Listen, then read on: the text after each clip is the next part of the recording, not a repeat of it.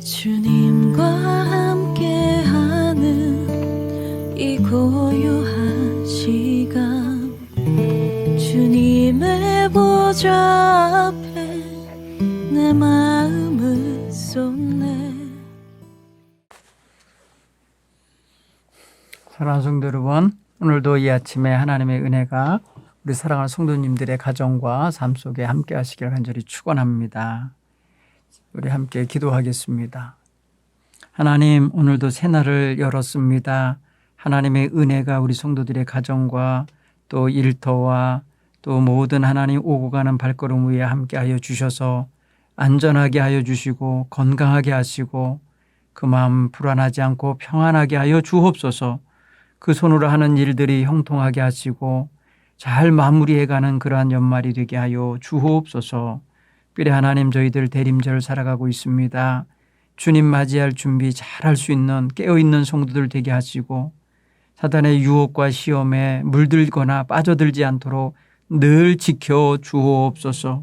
하나님의 거룩한 자녀들로 보호하여 주옵소서. 예수님 이름으로 기도하옵나이다. 아멘. 찬송가 257장을 함께 부르겠습니다. 257장입니다.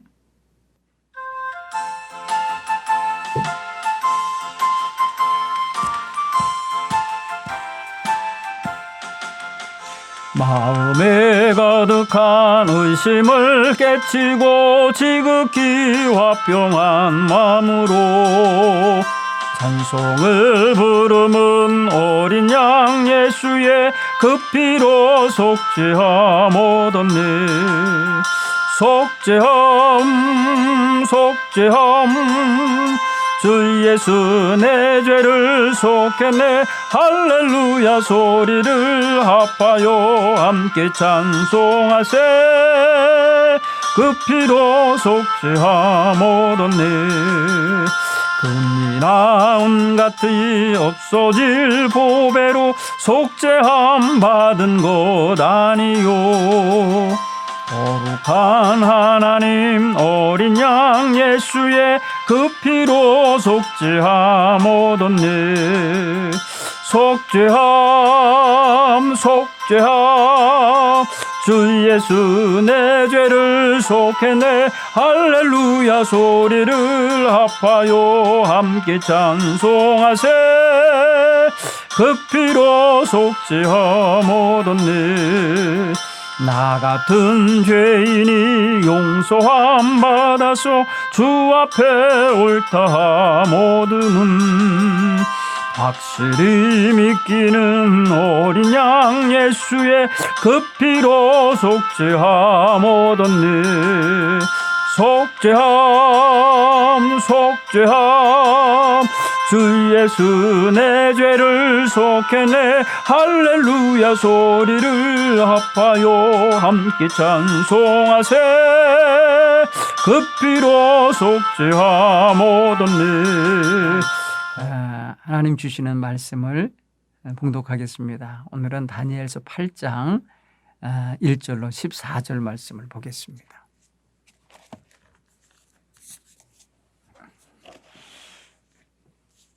다니엘서 8장 1절로 14절 말씀입니다.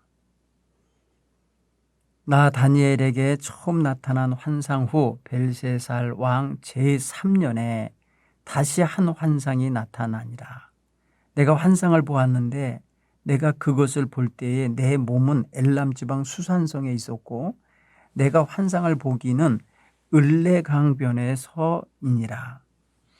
내가 눈을 들어 본즉 강가에 두 뿔 가진 순양이 섰는데 그 두 뿔이 다 길었으며 그중 한 뿔은 다른 뿔보다 길었고 그 긴 것은 나중에 난 것이더라.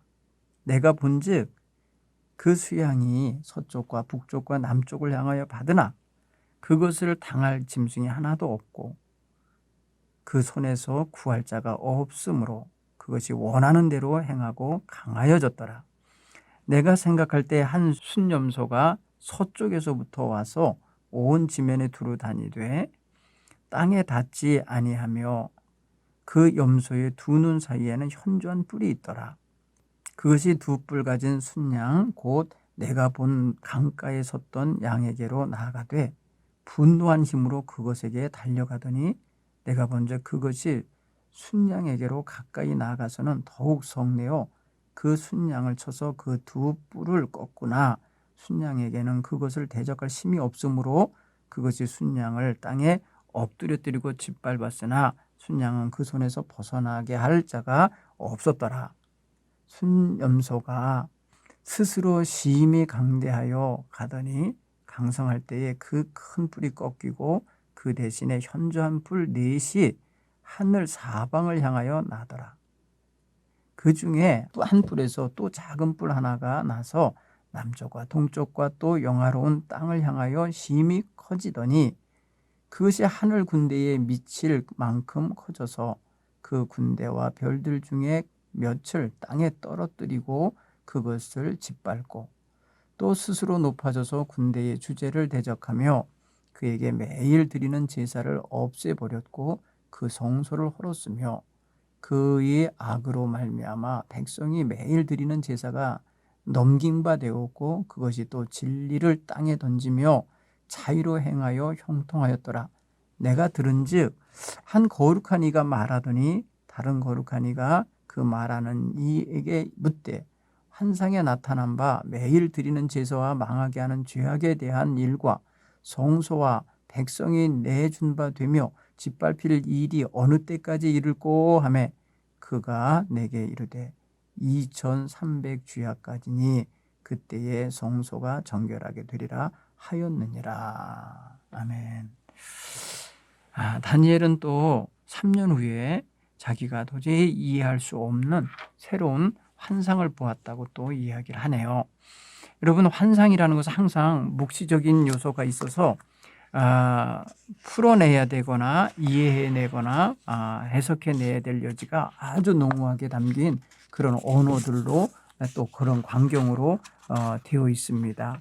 오늘 다니엘이 본 환상을 그냥 개괄적으로 표현한 거 보니까 그의 몸은 왕궁에 있었던 것 같아요. 수산성이라는 엘람 지방 수산성의 몸은 있었는데 그 환상에서는 자기가 어디에 있는 걸로 보였냐면 을레 강변에 있은 곳으로 자기가 보여요. 자기 몸이 잠자고 있는 몸은 분명히 수산성에 있는데 자기가 보는 그 광경에서 꿈의 환경에서는 자기가 지금 을레 강변에 서 있는 모습이에요.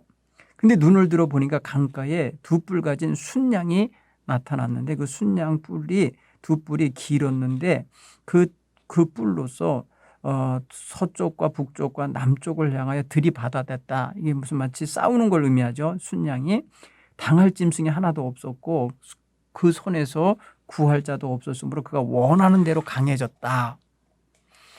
우리가 어제 읽어본 7장의 환상처럼 이것 또한 역시 짐승의 환상이죠. 그죠? 순양. 그런데 또 하나 보니까 여기는 순염소가 하늘로 또 나타나요. 서쪽에서부터 와서 온 지면에 두루 다니되 땅에 닿지 아니하며 그 염소의 두 눈 사이에는 현저한 뿔이 있더라. 그래서 염소가 등장해서 순염소. 아까 수양입니다. 순양과 지금 순염소가 지금 대결하는 것 같아요. 6절에 두 뿔 가진 순양과 내가 본 강가에 서 있던 양에게로 나아가되 분노한 힘으로 그것에 달려들어서 어떻게 했다 그랬습니까? 순양에게로 가까이 가서 순양을 그냥 정복해 버리는 거예요. 순염소가 순양을 쳐서 두 뿔을 꺾었고 순양에게 그것을 대적할 힘이 없으므로 그 순양을 땅에 엎드려뜨리고 짓밟았으나 순양을 그 손에서 건져낼 자가 없었다. 아까 그 순양은 서쪽과 북쪽과 또 남쪽을 다니면서 들이받으면서 해서 다른 나라들을 다 짓밟고 강해졌다 그랬잖아요. 근데 그 나라를 또 정복한 나라가 순염소 나라가 오는 거예요. 그 순염소가 강대해져 가더니 강성할수록 그 강성하여 지어갈 때에 큰 뿔이 꺾이고 대신 현저한 뿔 넷이 또 하늘 사방으로 향하여 났더라. 그 순염소 머리 위에 원래 나 있었던 큰 뿔은 꺾어지고 대신에 작은 뿔이 4개가 또 나온 것 같아요. 그중 한 뿔은 또 작은 뿔 하나가 나서 남쪽과 동쪽과 영화로운 땅을 향하여 심히 커지더라는 거예요. 그 뿔 4개 난 것 중에서 하나는 더 커지는 뿔이 되더라는 거죠. 그래서 그 뿔이 하늘 군대에 미칠 만큼 커져서 군대와 별들 중에 몇을 땅에 떨어뜨리는 그런 힘을 발휘하는 그런 뿔이 돼요. 스스로 높아져서 군대의 주제를 대적하며, 군대의 주제라는 게 뭐야? 하늘 군대의 주인처럼 자기를 높이면서 행동했다는 것이고요. 그리고 매일 드리는 제사를 없애고 그 성소를 헐어버렸다. 여기 보면은 하나님께 드리는 제사를 없애버리고 하나님 성전마저 헐어버렸다라는 그런 의미가 담길 것 같아요. 그의 악으로 말미암아 백성이 매일 드리는 제사가 이제 어떻게 됐습니까? 넘겨진 바 되었고 그것이 또 진리를 땅에 던지며 자의로 행하여 형통하였더라. 그러니까 이 진리를 떨어뜨렸는데도 그 뿔이 행하는 일은 다 형통하고 잘 되갔다라는 거예요. 그럴 때에 내가 들은즉 한 거룩한 이가 말하더니 다른 거룩한 이가 그 말하는 것에게 묻되 말하는 이에게 묻되 환상에 나타난 바 매일 드리는 제사와 망하게 하는 죄악에 대한 일과 성소와 백성을 내어준 바 되며 짓밟힌 일이 언제까지 이게 이렇게 되겠는가라고 물었어요. 그때 천사가 그때 말합니다. 2300일을 주야로 2300일을 견뎌야 한다고, 그래야 하나님의 성전 그게 깨끗해질 거라고 이렇게 이야기하는 내용입니다. 자, 이것을 또 역시 우리는요, 이게 이제 환상이고 또 이것이 아주 묵시적인 요소가 담겨 있어서 이것을 볼 때 우리는 또 하나 생각해야 될 것은 인간 역사는 계속해서 뒤바뀌게 되는 거예요. 인간들의 나라들은 계속 엎치락뒤치락 하면서 새 나라가 등장하면 이전 나라가 부서지고 이렇게 되는 거고, 그 이전 나라를 부수어야 새 나라가 나오고 이런 식인 거죠. 그래서 8장에 등장하고 있는 이 왕국들은 순양은 메대와 파사 왕국이라고 지칭을 하고요. 순염소는 나중에 페르시아 왕국이라 해야 될까요? 그리스 왕국이 되겠죠. 그리스 왕국이라고 설명을 합니다. 그러면요, 다니엘은 환상에서 이게 벨사살 왕 3년이라고 그랬어요. 3년이면은 우리가 그 벨사살 왕이 나름대로 그 뭐랄까요, 그의 신하들과 함께 그 왕궁에서 하나님 성전에서 가져온 그 그릇들로 술을 마시고 막 하던 그 시절과 엇비슷하게 맞아 들어가는 것 같아요. 그러면은 하나님께서는, 그러니까 벨사살 왕이 그날 술 마시는 날, 그날 밤에 그냥 암살당하잖아요. 암살당하고 나라가 바뀌어버려요. 정권이 바뀌어버리는 거예요. 완전히 다른 나라가 그 나라를 차지하게 되는 거예요. 그러니까 여러분, 굉장히 뭐랄까, 이렇게 무슨 커다란 나라가 이렇게 세워져도 그 나라를 부수시고 그 나라를 새 왕국으로 세우는 건 아주 간단하게 하나님이 하실 수 있는 거예요. 그러니까 전쟁이나 기타 이민족의 침입으로 인해서 그냥 나라를 그냥 송두리째 바꿔놓는, 주인이 바뀌어지게 만드는 역사를 하나님이 주관하시는 거죠. 그래서 우리 8장에서도 역시 두 나라가 교체되고 있는 상황을 말해주고 있는 것 같아요. 실제로 다니엘이 말하는 내 몸은 수산성에 있었다라는데, 그 수산성이라는 것이요, 페르시아 제국의 임금이 살던, 왕후가 살던, 왕후가 살던 그런 수산이죠. 수산성. 거기가 그런 곳입니다. 그렇다고 보면은 페르시아 제국에게나 바벨론 제국에게나 그곳은 아주 중요한 그런 아마 자리였을 것인데요. 그곳에 을레강이라고 하는 것이 있었다고 그러는 거예요. 다니엘이 그 을레강변에서 그 환상을 보는 장면으로 오늘 성경이 기록되는 거 보면은 다니엘은 지금 몸은 수산성에 있지만은 그의 환상의 장소, 환상 중에 나타나는 장소는 을레강변이라는 걸 알 수 있어요. 거기에 등장하는 이제 상황들은 이제 우리가 좀 전에 설명한 것처럼 그 순양이라고 하는 어떤 그 거대한 그 제국의 등장은 당시에 바벨론을 무너뜨릴 만큼 강력했던 거거든요. 그래서 동서사방 돌아다니면서 다 들이받아서 이길 수 있는 힘이 있었던 거예요. 근데 그 나라도 영원하지 않은 거예요. 그 나라도 계속해서 버티고 있었던 게 아니라는 걸 알 수 있죠. 결국은 그 바벨론을 무너뜨린 것은 메대와 파사 제국이거든요. 그리고 그 파사 제국과 메대를 또 무너뜨리는 나라가 그리스 나라입니다. 페르시아, 그리스 나라, 알렉산더 대왕 같은 나라예요. 그렇게 보면은 실제로 순념소가 등장할 때에 세계의 어떤 패권은 바로 그리스라는 나라가 정복하고 있을 때인 거죠. 사실 그리스라고 하는 나라가 알렉산더가 아주 젊은 나이에 죽습니다. 그래서 그 나라가 갈라져요. 이렇게 분열이 돼서 그의 참모들이랄까 신하들이 바로 옆에 있던 신하들이 그 나라를 나누어 갖게 되는데 그게 아마 이 염소뿔 한 두 뿔이 길었다가 그게 뽑혀져 나가고 네 뿔이 등장했었다. 뭐 이렇게 표현하잖아요. 그 네 뿔 중에 하나가 또 이제 나중에 더 큰 힘을 갖게 돼서 다시 자기의 권세를 주장하는 그런 시대가 올 거라는 것을 이 다니엘은 벌써 이제 환상을 통해서 보게 된 겁니다. 하나님께서는 하나님이 역사 주관하시고 세상 역사 주관하실 때에 그 모든 일들을 처음과 끝을 다 보고 계시고 알고 계신 것 같아요. 그래서 그 처음과 끝의 역사를 주재하시는 분이 하나님이신 거예요. 그래서 그 모든 과정을 이렇게 환상으로서 다니엘에게 보여주었지만 다니엘이 뭐 그걸 끝까지 다 보고 다 그것을 이루어질 때까지 현장에 살아남진 않지만 그 환상을 통해서 어떻게 될 거라는 거를 이제 알게 되는 거죠. 그래서 그것을 이렇게 다니엘서에 기록을 해서 오늘 우리가 읽어보면서 그게 그때 그 다니엘 시대에 그것이 이미 이렇게 드러났는데 이 드러난 자가 바로 이제 이 나라 이왕이구나 이렇게 이제 해석해 가는 거죠. 특별히 여러분 아주 8장에 나타나는 그 하나님의 제단도 무너뜨리고 하나님의 백성들이라고 하여금 제사를 드릴 수 없게 만들면서 그렇게 행했던 왕이 안티오쿠스라고 하는 임금이에요. 안티오쿠스 4세. 그 에피파네스라고 표현하면서 자기를 신의 현현이라 이렇게 표현했던 임금이 있었어요. 그 임금이 하나님의 성전을 파괴하고 하나님의 성전 안에 우상들을 세우고 그리고 하나님의 제단 위에서 그들의 어떤 그런 그들의 신에게 드리는 제물을 잡고 그걸 바치고 그래서 성전이 완전히 엉망이 되는 시대가 와요. 우리 성경에는 그게 이제 기록이 되어 있지 않고요.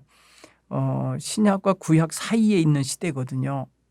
그렇기 때문에 이게 신구약 중간사를 우리가 읽어야만 알 수 있는 것들인데요. 그래서 이 당시에 그래서 성전을 회복하기 위한 유대인들의 그 제사장 가문의 뭐랄까요 이게 독립운동 내지는 그 성전 정결운동을 한 적이 있어요. 그래서 그 모든 우상들을 다 없애고 성전을 정화시키는 그런 커다란 싸움이 있습니다. 마카비 전쟁이라는 게 훗날 있는데요. 그는 이제 공동 번역이라고 하는 책이 있어 성경책이 있습니다. 가톨릭인들이 읽는 책에 보면 마카비서라는 책이 있는데 그 책을 읽어보면은 바로 이 다니엘이 보았던 이 환상 중에 이 순념소 시절에 벌어지는 일들을 이제 그 당시에 이제 실제 역사상에서의 고통당하던 유대 민족들이 어떻게 대처하고 싸우는지가 나옵니다. 근데 여러분 오늘 이 말씀을 가만히 우리가 느껴보면요. 하나님께서는 지금 현장에서 이루어지지 않았지만 장차 이와 같은 일들이 일어나게 될 것이다 라는 것을 다니엘에게는 알려주신 거예요. 다니엘에게는 환상으로 보여주신 거예요. 단지 다니엘이 그 장래가 어떻게 되겠습니까 하고 묻고 아니면 기다리고 사모했던 건 아닌데 오늘 벨사살 왕 3년 재위 시기에 다니엘에게 이렇게 나타나셔서 하나님께서 하나님의 뜻을 계획을 이렇게 말해주고 계시다라는 사실은 하나님은 자신의 계획한 바를 인간 누군가에게 이렇게 알려주시는 그 비밀을 이렇게 풀어놓고 계신 것을 알 수가 있어요. 그래서 이런 고통의 시간과 이런 어떤 이해할 수 없는 그런 역사의 시련 속에서 실제로 이스라엘 백성들은 견뎌야만 했고 또 그 견디는 과정 속에서 실제로 하나님의 역사를 경험했고 하나님께서 다니엘을 통해서 하셨던 그 말씀이 실제의 역사 현장에서 벌어지는 것을 정말 목격하게 되는 거예요. 그래서 하나님의 제단이 무너진 것을 보면서 얼마나 상심했겠어요. 저들이 포로로 잡혀갈 때에 성전이 파괴됐거든요. 그리고 제단이 무너졌었거든요. 그런데 저들이 해방되어서 돌아와서 성전을 짓고 제단을 쌓았거든요. 그런데 그 제단이 다시 이 순염소 같은 제국에 의하여 짓밟힘을 당하고 성전이 파괴되고 제단이 무너지는 것을 봤을 때에 견딜 수 없는 그런 마음을 가졌던 거예요. 그래서 BC 165년인가요? 160년경에 그래서 마카비가 성전을 회복시켜서 정결케 하는 의식을 행하는 그런 시대가 나타납니다. 그래서 실제로 역사 속에서 오늘 이 환상이 이루어지는 그런 상황을 우리가 나중에 역사를 통해서 확인해 볼 수가 있습니다. 하나님은 지금 미래에 관한 환상을 반복적으로 다니엘에게 보여주고 있었어요. 다니엘은 그 환상을 기록으로 남겨놓았고요. 그 기록이 이제 훗날 당시의 사람들은 몰랐어도 그것이 훗날 우리에게 읽혀지고 또 하나님의 뜻대로 이루어졌다라고 하는 것을 확인하게 해주고 있다는 것은 굉장히 중요한 일이라 믿습니다. 특별히 다니엘서는 다니엘이라는 인물을 등장하여 기록하고 있는 글이지만은 실제 시대에는 이것을 드러내놓고 말하기가 어려웠을 거예요. 왜냐하면은 그 제국들이 멸망하게 될 것이고 그 제국들이 무너질 거라고 하는 말을 어떻게 공공연하게 얘기를 할 수 있었겠어요. 포로로 잡혀가 있는 사람들이 그렇게 말할 수 없었을 거예요. 그렇기 때문에 이런 묵시 형식의 글로서 남길 수밖에 없었을 거라고요. 묵시 형식의 글은 당시 사람들이 누가 읽어도 못 알아봐요. 그리고 그게 어떤 일을 담고 있는 건지 깨닫지 못하겠죠. 그래서 결국에는 이 말씀은 당시에 선포가 되고 이렇게 진술이 되어 있었어도 그것을 알아보고 예비하거나 대비할 사람은 아무도 없었을 거예요. 오늘 우리가 생각을 해보면 하나님의 역사를 미리 알고 그것을 깨닫는 게 이게 바로 예언이거든요. 하나님께서 말씀을 맡겨주신다고 그래요. 예언, 맡길 예자예요. 그게 하나님의 말씀을 맡겨서 우리로 하여금 그 말씀을 선포하게 하는 거거든요. 그래서 하나님의 뜻을 알고 그것을 선포하는 행위가 예언 행위예요. 그래서 그것을 다른 표현에서 히브리어는 나비라고 하는 말인데 선지, 선견 이런 말이 있어요. 선지자, 선견자, 그러니까 먼저 알았다, 먼저 보았다 이런 의미거든요. 이 다니엘이 지금 말이에요. 환상으로 앞으로 되어질 나라 역사를 미리 알고 있는 거잖아요. 그렇죠? 그가요. 등장하던 시대는 보면 느부갓네살 왕 임금 때에 있었던 인물로 기록되어 있지만 지금 어디까지 와 있나 보세요. 이 페르시아 제국이 멸망하고 그리스 제국이 일어나게 될 그런 상황까지 보고 있는 걸 보면은 굉장히 긴 역사, 아주 수백 년의 역사를 그가 다 지금 보고 있는 것 같은 거거든요. 그런 면에서 보면은 그 시대에 앞으로 되어질 일을 그들이 알아듣는 말로 말하기가 힘들었을 거라는 거죠. 그래서 이 묵시의 언어로 기록을 하게 되고 묵시의 언어로 이렇게 남겨지게 됐을 거라고 신학자들은 지금 해석을 하고 있는 겁니다. 특별히 이 시대에도 그런 하나님을 대적하는 세력이 있지 않습니까? 근데 오늘 그리스의 그 안티오쿠스 4세라고 하는 이 사람은 정말 하나님의 권세를 정말 하나님으로부터 권세를 받았지만 그 권세를 하나님을 대적하는 데 썼다는 거예요. 나라를 다스리는 권세는 하나님이 주시는 건데 그 권세를 가지고 하나님을 대적하고 하나님의 제단을 무너뜨리고 하나님의 진리의 말씀을 없애버리고 이랬다고 하는 거는 이건 하나님 앞에 정반대의 뭐랄까 배신을 하는 것과 같은 거죠. 그런 행위를 했던 그를 하나님은 결국에는 멸망시키게 하시고 또 하나님의 제단과 하나님 백성을 회복시키고 있는 그런 내용의 말씀을 오늘 우리가 받게 되는 것입니다. 여러분 다니엘서 7장 8장에서 보고 있는 제국들의 운명, 그 속에서 하나님 백성들의 운명, 그리고 하나님의 역사 주관하시는 그 주재자의 권세, 이런 모습들을 우리에게 잘 보여주고 있습니다. 모든 역사, 수백 년의 역사 아니면 수천 년의 역사라 할지라도 하나님의 손안에 있다라는 것을 다시 한번 인식하는 그러한 우리 다니엘서 묵상하는 시간들이 됐으면 좋겠습니다. 기도하겠습니다. 하나님 아버지 고맙습니다. 세상 나라의 왕들이나 임금들, 통치자들은 자신이 잘나서 자신이 힘이 있어서 그렇게 권세를 얻은 줄 알지만 하나님께서 치우시고 하나님께서 꺾으시고 하나님께서 버리시면 다 그 자리에서 벗어날 수밖에 없고 또 다른 자가 그 자리에 세워질 수밖에 없다는 것을 깨닫지 못하고 있습니다. 하나님, 우리 하나님 백성들은 그것을 보고 있고 그 역사 이면에서 주관하시는 주재자이신 하나님의 손을 보고 있습니다. 하나님, 이 시대도 하나님께서 큰 역사하시고 계신 줄 믿습니다. 각 나라 백성과 각 나라 통치자들을 하나님이 주관하고 계신 줄 믿습니다. 하나님, 이때에 우리 하나님 백성들을 깨어있게 하시고 하나님의 나라를 사모하며 온전히 하나님의 백성답게 거룩함을 유지하며 살아내게 하여 주옵소서. 잃어버리는 것이 없이 다시금 하나님 앞에서 되찾게 하시고 무너지는 것이 다 다시 회복되게 하시고 다시금 하나님 앞에 굳건히 서 있는 하나님 백성들이 다 되도록 인도해 주옵소서. 우리 구주 예수님의 이름으로 기도드리옵나이다. 아멘.